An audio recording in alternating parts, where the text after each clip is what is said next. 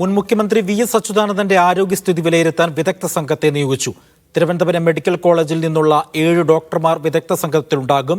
ആരോഗ്യസ്ഥിതി വിലയിരുത്തി അടിയന്തരമായ report സമർപ്പിക്കണമെന്ന് medical വിദ്യാഭ്യാസ വകുപ്പ് ഡയറക്ടർ നിർദ്ദേശം നൽകി. സിജോ വി ജോണുണ്ട് വിവരങ്ങൾ നൽകാനായി. സിജോ, ഈ വിദഗ്ധ സംഘത്തിൽ ഏതൊക്കെ വകുപ്പിലെ ഡോക്ടർമാരാണുള്ളത്? മറ്റു വിശദാംശം.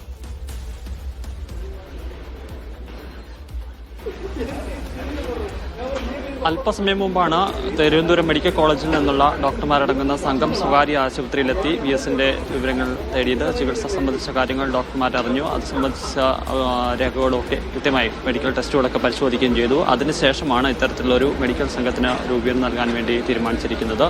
അതിൽ ആരാണ് ഈ സംഘത്തിലുള്ളതെന്ന് സംബന്ധിച്ച് കൃത്യമായ വിവരങ്ങൾ നമുക്ക് ലഭ്യമായി വരുന്നേ ഉള്ളൂ. എന്തായാലും അല്പസമയത്തിന് തന്നെ ഈ സംഘം യോഗം ചേരും. അതിനുശേഷം അതിൻ്റെ തുടർ ചികിത്സ എങ്ങനെയാണെന്ന് സംബന്ധിച്ച് നീക്കങ്ങളിലേക്ക് പോകാൻ വേണ്ടിയിട്ടാണ് തീരുമാനിച്ചിരിക്കുന്നത്. എന്തായാലും വി.എസ്.